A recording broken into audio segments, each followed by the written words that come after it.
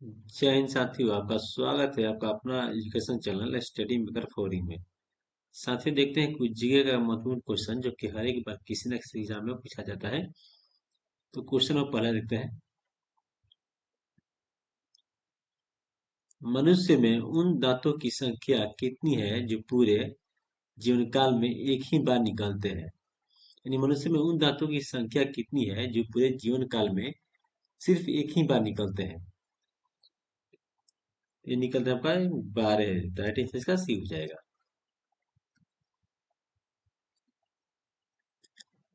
Next question देखते हैं। निम्नलिखित में से कौन एक मोनोफायोडांट है?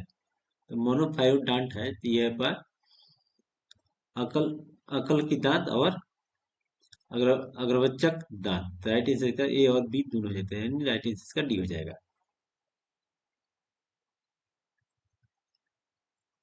नेक्स्ट क्वेश्चन देखते हैं। सामान्यतः अकल की दांत निकलती है, यानी अकल की दांत निकलती है तो ये निकलती है आपका 18 वर्ष के बाद निकलती है, तो राइट आंसर इसका डी हो जाएगा। नेक्स्ट क्वेश्चन देखते हैं। निम्नलिखित में से कौन दांत का भाग है? बताइए, निम्नलिखित में से कौन सा दांत का भाग है? तो ये आपका शिखर है, ग्रीवा है, जड़ है, तो राइट आंसर इसका डी हो जाएगा।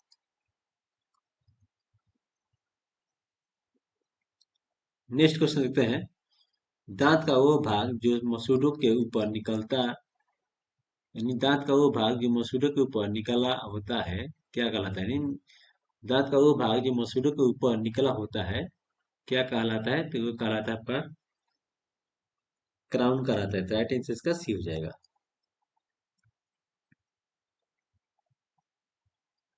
नेक्स्ट क्वेश्चन देखते हैं। प्रत्येक दांत के भीतर एक गुहा होती है जिसे कहा जाता है, यानी प्रत्येक दांत के भीतर एक गुहा होती है जिसे कहा जाता है, तो जिसे क्या कहा जाता है? इसे कहा जाता है आपका माचा गुहा या पल्प कैविटी कहा जाता है, तो राइट आंसर इसका ये हो जाएगा। नेक्स्ट क्वेश्चन देखते हैं। हमारे दांत का अधिकांश हिस्सा हल्के पीले रंग का पदार्थ का बना होता है, यानी हमारे दांत का जो अधिकांश हिस्सा होता है वो हल्के पीले रंग के पदार्थ के बना होता है, तो किस चीज से बना होता है? तो ये बना होता है आपका डेटाइन से बना होता है, तो राइट राइट आंसर इसका बी हो जाएगा। नेक्स्ट क्वेश्चन देखते हैं। दांत के संवेदन स्तर को सुरक्षा प्रदान करता है और दांत को चमकीला बनाकर रखता है, तो ये कौन रखता है? तो ये रखता है आपका इनामिल रखता है बनाकर, तो राइट आंसर इसका बी हो जाएगा। नेक्स्ट क्वेश्चन देखते हैं। मानव शरीर का सबसे कठोर भाग कौन है? तो मानव शरीर का जो सबसे कठोर भाग है तो ये आपका इनामिल है, तो राइट आंसर इसका सी हो जाएगा। नेक्स्ट क्वेश्चन देखते हैं। मानव शरीर का सबसे कठोर ऊतक कौन है? यानी मानव शरीर का सबसे कठोर ऊतक कौन है? तो ये आपका हड्डी है, तो राइट आंसर इसका सी हो जाएगा। नेक्स्ट क्वेश्चन देखते हैं। हमारे दांत का इनेमल और डेटाइन मुख्य रूप से किससे बना होता है? यानी हमारा जो दांत का इनामल है, इनामेल और डेटाइन मुख्य रूप से किससे बना होता है? तो ये बना होता है कैल्शियम और फास्फोरस से बना होता है, तो राइट आंसर इसका भी हो जाएगा। नेक्स्ट क्वेश्चन देखते हैं। विभिन्न प्रकार के दांत और उसके कार्य के संबंध में कौन सही है?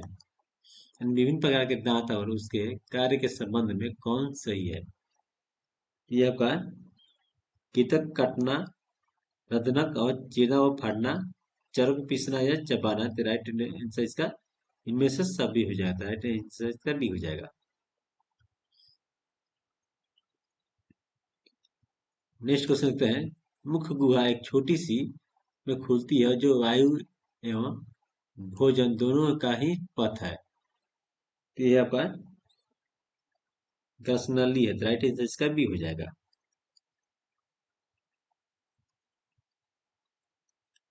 नेक्स्ट क्वेश्चन देखते हैं।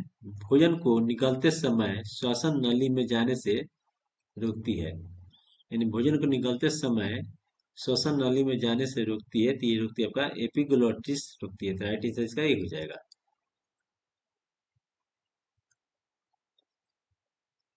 नेक्स्ट क्वेश्चन देखते हैं, हमारे शरीर में गसनली की लंबाई लगभग कितनी है, यानी हमारे शरीर में गसनली की लंबाई लगभग कितनी है, तो ये आपका 25 सेंटीमीटर है, तो राइट आंसर इसका सी हो जाएगा।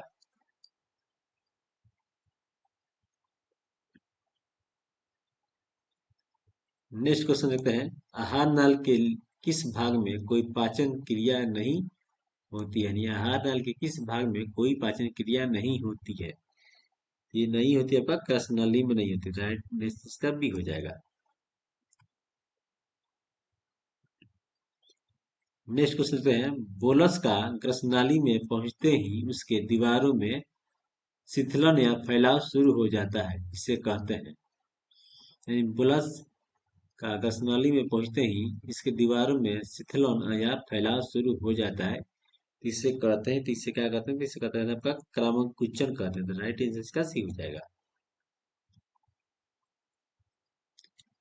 नेक्स्ट क्वेश्चन देखते हैं, अमाशय उदरगृह में बाईं ओर स्थित होता है, यह अंग्रेजी के किस अक्षर के जैसा दिखता है, ये दिखता है आपका जे की तरह दिखता है, तो राइट आंसर इसका डी हो जाएगा।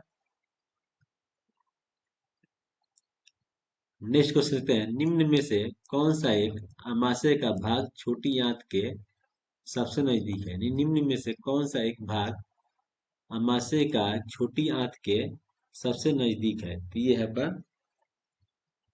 पाइलोरिक है, तो राइट आंसर इसका भी हो जाएगा।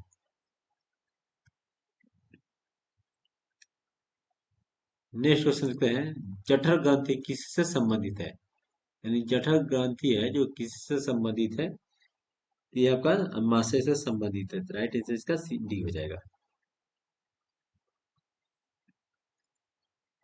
नेक्स्ट क्वेश्चन देखते हैं, जठर ग्रंथि स्रावित करता है, तो जठर ग्रंथि स्रावित क्या करता है, तो ये कहता है जठर रस स्रावित करता है, तो राइट आंसर इसका बी हो जाएगा।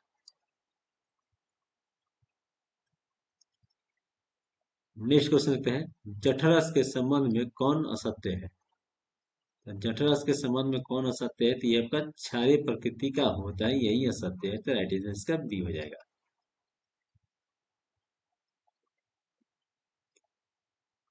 नेक्स्ट क्वेश्चन देखते हैं, जठर रस किसका किसका मिश्रण होता है, यानी जठर रस किसका मिश्रण होता है, तो ये होता है आपका इन चारों का होता है, तो राइट आंसर इसका डी हो जाएगा।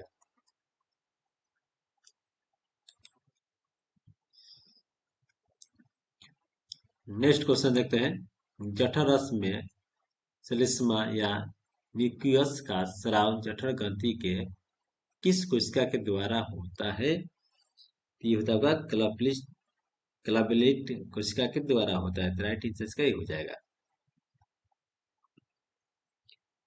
नेक्स्ट क्वेश्चन देखते हैं, जठर रस में उपस्थित हाइड्रोक्लोरिक अम्ल का मुख्य कार्य क्या है, यानी जठर रस में उपस्थित हाइड्रोक्लोरिक अम्ल का मुख्य कार्य क्या है, इसका मुख्य कार्य है आपका यह निष्क्रिय एंजाइम को सक्रिय करता है, ये बात सही है, यह भोजन के साथ आने वाले कीटाणु को नष्ट करता है, ये भी बात सही है, यह भोजन को मुलायम बनाता है, ये भी बात सही है, नहीं राइट आंसर इसका डी हो जाएगा।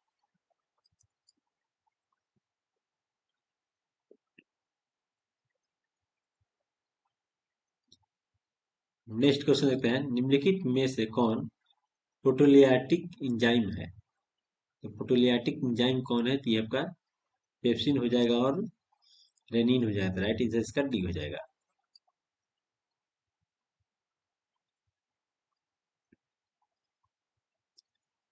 नेक्स्ट क्वेश्चन देखते हैं, जठर रस में उपस्थित तेज कारक के अवशोषण के लिए आवश्यक है, तो किसके लिए आवश्यक है, तो ये होगा विटामिन बी 12 के लिए आवश्यक है, तो राइट आंसर इसका सी हो जाएगा। नेक्स्ट क्वेश्चन देखते हैं, अम्माशय भोजन का संग्रह करता है, अम्माशय भोजन का संग्रहण करता है, तो ये करता है पर 4 से 5 घंटे, राइट आंसर इसका डी हो जाएगा।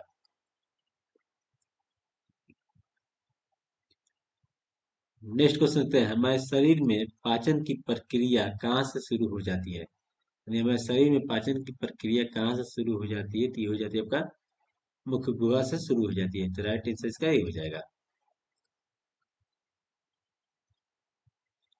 नेक्स्ट क्वेश्चन देखते हैं, निम्न में से किसका पाचन हमारे मुख से शुरू हो जाता है, यानी निम्न में से किसका पाचन हमारे मुख से शुरू हो जाता है। ये हो जाता है प्रोटीन से, तो राइट आंसर इसका ये हो जाएगा। नहीं सॉरी, ये कार्बोहाइड्रेट यानी स्टार्च से हो जाता है, राइट आंसर इसका सी हो जाएगा।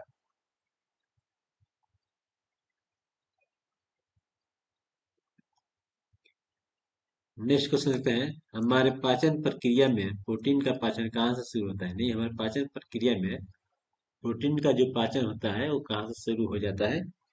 ये हो जाता है आपका अमाशय से शुरू हो जाता है, तो राइट आंसर इसका बी हो जाएगा। नेक्स्ट क्वेश्चन देखते हैं, अमाशय में अशांत पाचन भोजन जो छोटी आंतों में प्रवेश करता है उसे क्या कहते हैं। तो उसे कहते हैं वह क्राइम कहते हैं, तो राइट आंसर इसका बी हो जाएगा।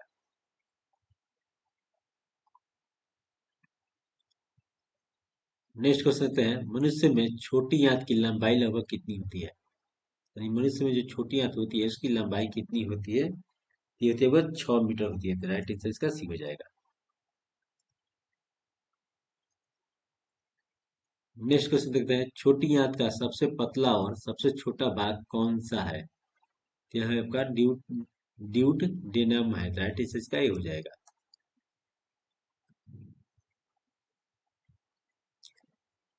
नेक्स्ट क्वेश्चन देखते हैं, मानव शरीर में ड्यूनेम की आकृति अंग्रेजी के किस अक्षर जैसी है। ये आपका सी जैसा है, तो राइट आंसर इसका बी हो जाएगा। नेक्स्ट क्वेश्चन देखते हैं, मानव शरीर में खाना का सबसे अधिक पाचन कहाँ होता है। यानी मानव शरीर में खाना का सबसे ज्यादा अधिक पाचन कहाँ होता है, तो ये होता है आपका छोटी आंत में होता है, तो राइट आंसर इसका सी हो जाएगा।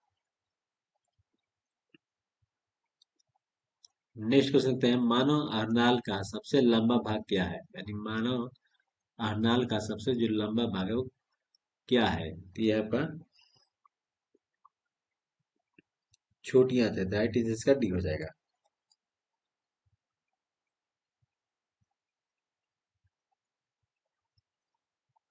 नेक्स्ट क्वेश्चन देखते हैं, मानव शरीर में पाचन की प्रक्रिया समाप्त हो जाती है। यानी मानव शरीर में पाचन की प्रक्रिया समाप्त हो जाती है, कहाँ समाप्त होती है। तो ये होती है आपका छोटी आंत में होती है, तो राइट आंसर इसका ये हो जाएगा।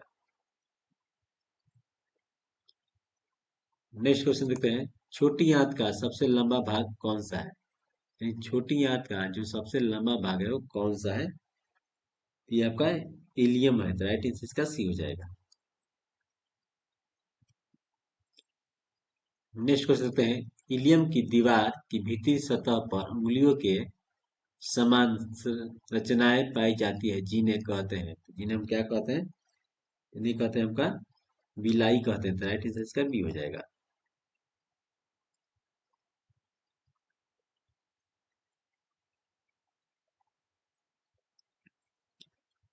नेक्स्ट क्वेश्चन देखते हैं, छोटी आंत में उपस्थित बिलाई का मुख्य कार्य क्या है। छोटी आंत में उपस्थित बिलाई का मुख्य कार्य क्या है, तो यह इसका मुख्य कार्य है अवशोषक सतह को बढ़ाना, तो राइट आंसर इसका ये हो जाएगा। नेक्स्ट क्वेश्चन देखते हैं, छोटी आंत में एंजाइम के सक्रियता के लिए किसकी आवश्यकता होती है। तो ये होती है आपका क्षारीय माध्यम में होती है, तो राइट आंसर इसका सी हो जाएगा। नेक्स्ट क्वेश्चन देखते हैं, बड़ी आंत का कौन सा भाग छोटी आंत के इलियम से जुड़ा होता है। यानी बड़ी आंत का कौन सा भाग छोटी आंत के इलियम से जुड़ा होता है। तो ये जुड़ा होता है आपका सिकम जुड़ा होता है, तो राइट आंसर इसका सी हो जाएगा। नेक्स्ट क्वेश्चन देखते हैं, अवशेषी अंग एपिडिक्स किसकी रचना एक उंगली जैसी होती है, किसका भाग है। ये किसका भाग है, तो ये आपका बड़ी आंत के सिकम का एक भाग है, तो राइट आंसर इसका ये हो जाएगा। नेक्स्ट क्वेश्चन देखते हैं, भोजन को वापस बड़ी आंत से छोटी आंत में जाने से रुकता है। यानी भोजन को वापस बड़ी आंत से छोटी आंत में जाने से रुकता है। ये जाने से रुकता है आपका इलियोक्सिकल वाल्व रुकता है, तो राइट आंसर इसका डी हो जाएगा। तो वीडियो कैसा लगा कमेंट कीजिए और चैनल को सब्सक्राइब कीजिए। जय हिंद।